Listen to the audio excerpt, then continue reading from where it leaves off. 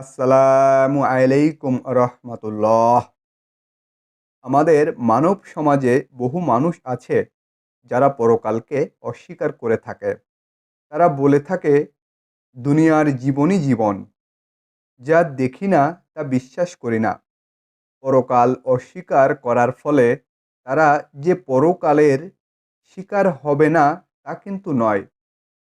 কেউ আগুনের দাহ শক্তি অস্বীকার করলেও আগুন তাকে পেলে দগ্ধ করবেই।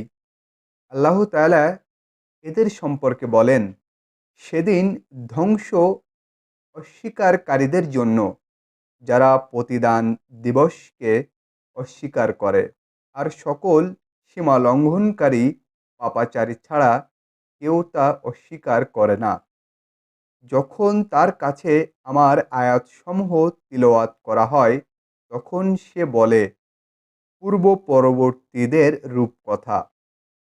কখনো নয়, বরং তারা যা অর্জন করত তাই তাদের অন্তরসমূহকে ঢেকে দিয়েছে। কখনো নয়, নিশ্চয়ই সেদিন তারা তাদের রব থেকে পর্দার আড়ালে থাকবে।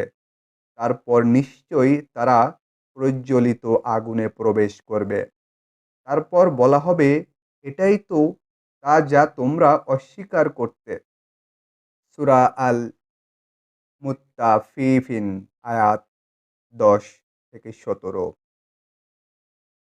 আর সিংহায় ফু দেওয়া হবে, তৎক্ষণাৎ তারা কবর থেকে তাদের রবের দিকে ছুটে আসবে। তারা বলবে, হায় আমাদের দুর্ভাগ্য! কে আমাদেরকে আমাদের নিদ্রাস্থল থেকে উঠালো? তাদেরকে বলা হবে, এটা তো তা যা ওয়াদা পরম করুণাময় করেছিলেন এবং রাসূলগণ সত্য বলেছিলেন। তা ছিল শুধুই একটি বিকট আওয়াজ, ফলে তৎক্ষণাৎ তাদের সকলকে আমার সামনে উপস্থিত করা হবে। সুতরাং আজ কাউকে কোনো জুলুম করা হবে না, এবং তোমরা যা আমল করেছিলে শুধু তারই প্রতিদান তোমাদের দেওয়া হবে। সূরা ইয়াসিন আয়াত 51-54। আর যারা আল্লাহর প্রতি মিথ্যা আরোপ করে, কিয়ামতের দিন তুমি তাদের চেহারাগুলো কালো দেখতে পাবে। অহংকারীদের বাসস্থান জাহান্নামের মধ্যে নয় কি? সূরা আজ জুমার আয়াত 60।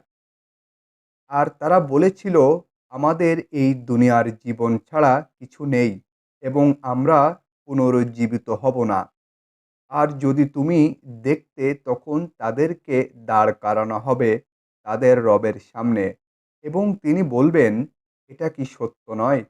তারা বলবে, হ্যাঁ, আমাদের রবের কসম। তিনি বলবেন, সুতরাং তোমরা যে কুফরি করতে তার কারণে আযাব আস্বাদন করো। যারা আল্লাহর সাক্ষাৎ অস্বীকার করেছে তারা অবশ্যই ক্ষতিগ্রস্ত হয়েছে। এমনকি যখন হঠাৎ তাদের কাছে কিয়ামত এসে যাবে, তারা বলবে, হায় আফসোস! যেখানে আমরা যে ত্রুটি করেছি তার উপর। তারা তাদের পাপসমূহ তাদের পিঠে বহন করবে। সাবধান! তারা যা বহন করবে তা কত নিকৃষ্ট। আর দুনিয়ার জীবন খেলাধুলা ও তামাশা ছাড়া কিছুই না। আর যারা তাকওয়া অবলম্বন করে তাদের জন্য আখিরাতের আবাস উত্তম। মিথ্যা আরোপকারীদের জন্য সেই দিনের দুর্ভোগ। তাদেরকে বলা হবে, তোমরা যা অস্বীকার করতে সেই দিনে গমন করো।